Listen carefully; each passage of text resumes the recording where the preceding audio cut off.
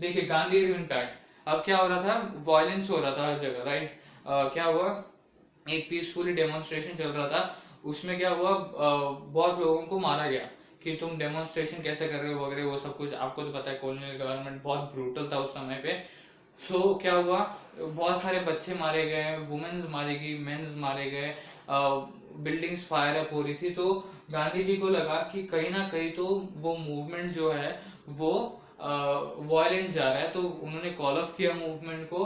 अब वो कौन सा मूवमेंट है, क्या है, वो हम गांधी इरविन पैक्ट में के वीडियो में देखेंगे, टॉपिक में देखेंगे। यहाँ पर सिर्फ ब्रीफ इंट्रोडक्शन दे देता हूँ। तो क्या हुआ, वो इरविन के साथ एक पैक्ट में जुड़े जिससे वो राउंड टेबल कॉन्फ्रेंस में जा सके और वहां पर अपनी डिमांड्स रख सके। बट वहां से डिसअपॉइंट होके निकले। फिर उन्होंने क्या देखा कि इंडिया में अलग ही रिप्रेशन का मेथड चल रहा है, तो उन्होंने सिविल डिसोबीडियंस मूवमेंट वापस स्टार्ट करवाया, रिलॉन्च किया। अब देखते हैं participation of civil disobedience movement. अब क्या है, ये सिविल डिसोबीडियंस मूवमेंट पहले बंद हो गया, राइट। उसके बाद क्या हुआ, वापस रिलॉन्च हुआ सिविल डिसोबीडियंस मूवमेंट। तो उसमें 5 क्लासेस ने ये किया, क्या बोलते हैं, पार्टिसिपेट किया। सबसे पहले तो business class, rich and poor peasantry, उसके बाद कौन था, वुमेन्स हो गई, एंड इंडस्ट्रियल क्लास, मतलब इंडस्ट्रियल वर्कर्स वगैरह वो सब कुछ। सो क्या हुआ, पुअर पीसेंट्रिक, जैसे कि पहले इसमें जो पहला सिविल डिसोबीडियंस मूवमेंट हुआ उसमें बहुत अच्छी तरह से उन्होंने पार्टिसिपेट किया, पर उनको आउटकम कुछ मिला नहीं, कुछ फायदा हुआ नहीं, क्योंकि बीच में रोक दिया गया। सो इस टाइम वो इंटरेस्टेड नहीं थे, जो पुअर पीसेंट्री थी वो इंटरेस्टेड नहीं थे to participate in the movement, right. So क्या हुआ, उनका पार्टिसिपेशन नहीं था। सो ये जो 5 क्लासेस थी, जैसे कि business class, industrial class, then women's, then what we say poor peasantry, rich peasantry, तो ये मूवमेंट को अपने अपने हिसाब से देख रहे थे। कोई भी एक एक तरह से मतलब स्वतंत्र भारत चाहिए ऐसा नहीं देख रहा था। सबके लिए स्वराज का अलग मीनिंग था। जैसे पुअर पीसेंट्री के लिए लोअरिंग ऑफ रेवेन्यू ये डिमांड था उनका, राइट। सो हर इसका मतलब हर क्लास का, बिजनेस क्लास, इंडस्ट्रियल क्लास, इन सबका अलग अलग मीनिंग था मूवमेंट का। स्वराज का अलग अलग मीनिंग था। तो वही बताया गया कि किस क्लासेस ने पार्टिसिपेट किया था, उनका क्या मीनिंग था फॉर द स्वराज, वो सब कुछ इस टॉपिक में बताया गया है, जो हम देखेंगे वीडियो बाय वीडियो की, हर टॉपिक में देखेंगे, पार्ट्स में देखेंगे। दैट इज बिजनेस क्लास क्या बोलता है वो डिटेल में देखेंगे, देन पुअर पीसेंट्री, रिच पीसेंट्री क्या बोलता है वो देखेंगे। ये सब कुछ हम इन शॉर्ट देखने वाले हैं इस टॉपिक में। देन पूना पैक्ट, ये बहुत ही इंपॉर्टेंट इंटरेस्टिंग है। जब बी आर अम्बेडकर और महात्मा गांधी जी आमने सामने आते हैं, जब सेकेंड राउंड टेबल कॉन्फ्रेंस चल रहा था उस समय क्या हुआ, महात्मा गांधी और बी आर अम्बेडकर क्लैश हुआ उनका दोनों का।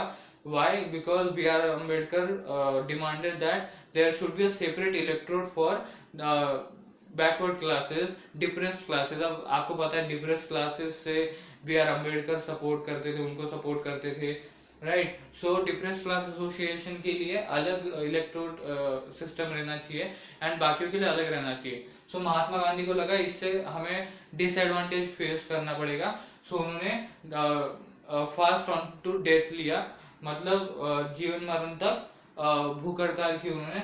और उनके पोजीशन का मान रखते हुए क्या किया, बी आर अम्बेडकर ने एक्सेप्ट किया कि इलेक्ट्रोड सेपरेट नहीं रहेंगे, दोनों के सेम ही रहेंगे, बट उनको भी कुछ एडवांटेजेस चाहिए, जैसे कि कुछ सीट्स मिल गए कैंपेन में वगैरह, ये सब कुछ इलेक्ट्रोड में कुछ सीट्स मिल गए वगैरह, ये सब कुछ उनको थोड़े से डिप्रेस क्लासेस के लिए एडवांटेजेस चाहिए थे। सो पूना पैक्ट उसके बारे में कहता है कि उन दोनों ने एक पूना पैक्ट साइन किया था, वो सब कुछ इस टॉपिक में पढ़ेंगे हम पूना पैक्ट के।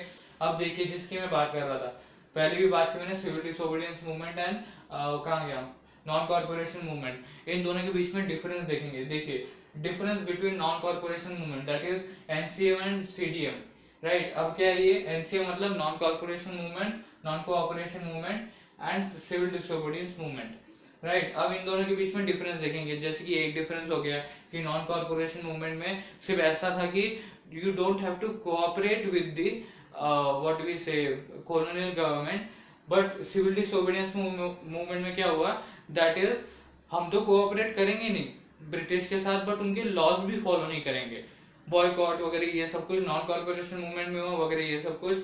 इसमें पार्टिसिपेशन वुमेन्स का वगैरह ये सब कुछ देखेंगे, किस मूवमेंट में वुमेन्स का ज्यादा पार्टिसिपेशन था, किस मूवमेंट किस मूवमेंट में वुमेन्स का कम पार्टिसिपेशन था, वो सारे डिफरेंस हम इस टॉपिक में देखेंगे, that is difference between non corporation movement and civil disobedience movement. Then आता है सेंस ऑफ कलेक्टिव बिलोंगिंग। अब ये आता है ब्रॉड, बहुत डिटेल में बताया गया है, जैसे कि फ्रेंच रेवोल्यूशनरीज का था, right. French revolutionaries and measures में देखा हम, rise of nationalism in Europe के चैप्टर में देखा हमने कि फ्रेंच रेवोल्यूशनरीज ट्राई कर रहे थे to create a sense of collective identity. वैसे ही इंडिया में भी कुछ लोग थे जो ट्राई कर रहे थे to create a sense of collective belonging, right. Sense of collective belonging, and आप ये भी कह सकते हैं, इसमें ये भी ऐड कर सकते हैं, that is to create a sense of collective identity and belongingness, right. So ये ऐड कर सकते हैं इसमें। सो जैसे फ्रेंच रेवोल्यूशनरीज ट्राई कर रहे थे to create a sense of collective identity, उसी तरह से ये जो अपने इंडिया के लोग थे, कुछ लोग थे जिनके बारे में हम देखने वाले इसमें, वो ट्राई कर रहे थे to create a sense of collective belonging. अब ये कैसे क्रिएट होगा? Through history, reinterpretation of history, book में सब कुछ दिया गया, देखिए, री इंटरप्रिटेशन ऑफ हिस्ट्री, फ्लोकलोर्स के थ्रू, सॉन्ग्स के थ्रू, देन सिंबल्स एंड आइकॉन्स के थ्रू, स्वराज फ्लैग वगैरह ये सब कुछ। सो वही सब कुछ हम देखने वाले हैं, थोड़ा सा डिटेल में देखेंगे इसको, ये इंट्रोडक्शन था इसका।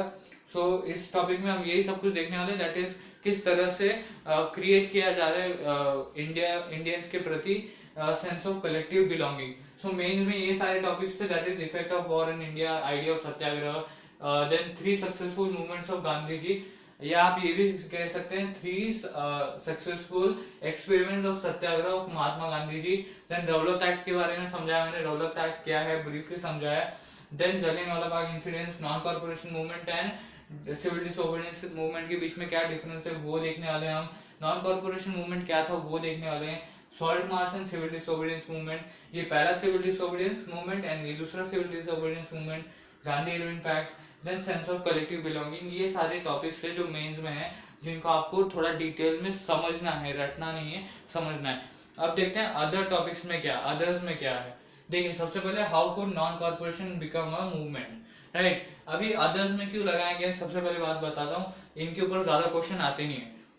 अगर आप इसमें देखेंगे तो इसके ऊपर ज्यादा क्वेश्चन आते हैं, जैसे कि पिछले वीडियो में जैसे कि वो वाला चैप्टर था rise of nationalism in Europe, तो उसमें कैसे इक्वली थोड़ा सा था कि इसमें भी 5 to 6 टॉपिक्स थे, इसमें 7 to 8 टॉपिक्स थे।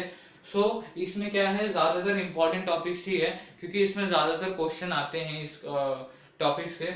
सो इस इन तीनों को इसमें क्यों रखा गया है, क्योंकि इसको ब्रीफली भी किया तो भी चलता है, क्योंकि 1 to 2 मार्क्स के लिए आते हैं, इसके क्वेश्चंस 1 to 2 मार्क्स के लिए आते हैं, मतलब सिंपली कवर हो जाएगा। सो सबसे पहले how could non corporation become a movement, मतलब नॉन कॉर्पोरेशन जो है, वो जो आइडिया है वो मूवमेंट में कैसे बदलेगा। तो गांधी जी ने प्रपोज किया कि ये जो मूवमेंट है ये अनफोल्ड होना चाहिए स्टेजेस में, मतलब स्टेज 1 में हमने ये किया, स्टेज 2 में हमने ये किया, एंड फाइनल स्टेज 3 में मूवमेंट स्टार्ट कर दिया, राइट। इस तरह से, मतलब स्टेज 1 में क्या, आप सारी की सारी जो, मतलब डिटेल में नहीं बताऊंगा, ब्रीफ में बता देता हूँ इस वीडियो में कि क्या है वो। स्टेज 1 में आप सारे के सारे जो टाइटल्स है, जो awarded which are awarded by the government, it should be surrendered. उसके बाद second civil services, then army, police, school, then laboratory वगैरह, ये सब कुछ जो गवर्नमेंट का है वो सब कुछ आपको छोड़ देना है। एंड फिर तीसरा कि अगर कोई रिप्रेस मूवमेंट लेती है गवर्नमेंट तो full civil disobedience campaign start होगा, राइट। ये सब कुछ होने वाला है इस टॉपिक में। हम देखने वाले हैं कि एक नॉन कॉर्पोरेशन कैसे बनेगा एक मूवमेंट, नॉन कॉर्पोरेशन आइडिया का कैसे बनेगा एक मूवमेंट, वो इस टॉपिक में हम देखने वाले हैं। उसके बाद आता है बाबा रामचंद्र। ये कौन थे?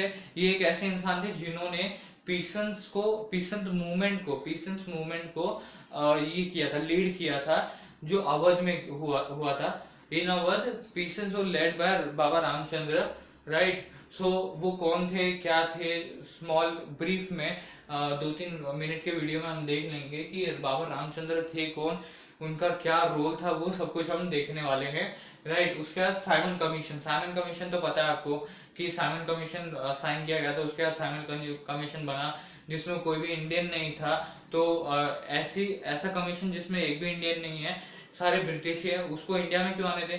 सो साइमन गो बैक करके एक दंगा किया था जिससे साइमन जो सर जॉन साइमन या ऐसे कुछ नाम इनका, उनको वापस जाना पड़ा था। सो अदर टॉपिक में हम यही देखने वाले हैं। तो देखिए ये जो मेन टॉपिक्स है ये सारे इनके ऊपर जो क्वेश्चन आते हैं तो वो 1 to 5 मार्क्स के आते हैं, इसलिए बहुत ही इंपॉर्टेंट मेंस है, मतलब बहुत ही इंपॉर्टेंट टॉपिक्स है ये। सो इसके ऊपर कितने मार्क्स के क्वेश्चन आते हैं? 1 to 5, मतलब 1 मार्क्स के लिए भी क्वेश्चन आता है। अब 1 मार्क्स के लिए कैसा क्वेश्चन आएगा? व्हाट वाज दी मींस उसमें एक स्टेटमेंट दिया गया है, war created a new economic and political situations in India. So what created an political and economical situation in India? So उसका आंसर वॉर है, राइट। सो इस तरह से 1 मार्क्स के लिए भी आ सकता है, 3 मार्क्स के लिए या 4 मार्क्स के लिए क्वेश्चन आ सकता है, that is explain the effect of war on India. Okay, ये 3 मार्क्स के लिए आ सकता है। What was the idea of satyagraha? Okay, नहीं तो ये आ सकता है explain the 3 successful movement of Mahatma Gandhi ji, right. So ये 1 to 5 मार्क्स के बीच में कितने भी मार्क्स के लिए क्वेश्चंस आ सकते हैं इन टॉपिक्स में से, राइट। सो अगर अब ये नॉन कॉर्पोरेशन मूवमेंट हो गया, नॉन कॉर्पोरेशन मूवमेंट क्यों बंद हुआ, ये 1 मार्क्स के लिए भी आ सकता है, या ये डिटेल में भी आ सकता है, 4 मार्क्स के लिए भी आ सकता है, that is explain the non-corporation movement participation from the countryside या town या from the plantation workers, what was the perspective of non-corporation movement। so 3 marks के लिए भी आ सकता है, 1 मार्क्स के लिए भी आ सकता है, 5 मार्क्स के लिए भी आ सकता है।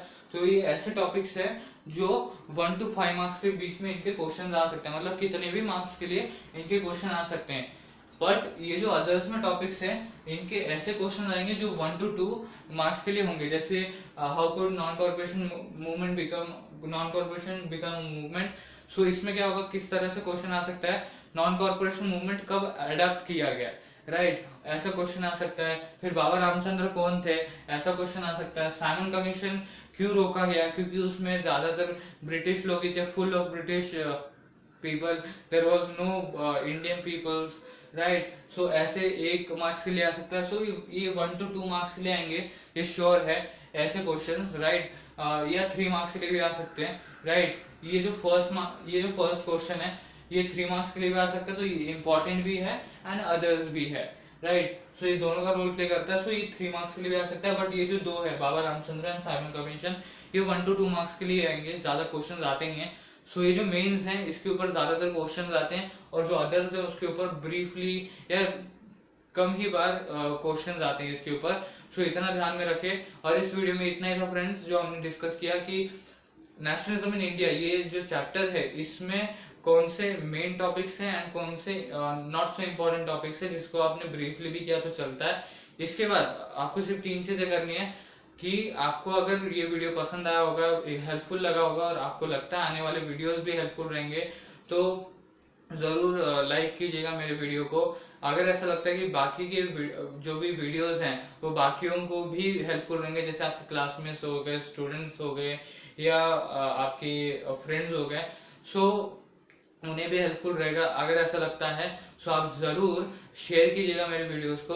और अगर आपको लगता है कि आने वाले वीडियोस भी इसी तरह हेल्पफुल रहेंगे आपको, सो जरूर सब्सक्राइब कीजिएगा मेरे ज्ञान क्लासेस चैनल को। सो आपको सिर्फ 3 चीजें करनी है, share and like my videos and subscribe my channel Gyan Classes. And thank you for watching this video friends.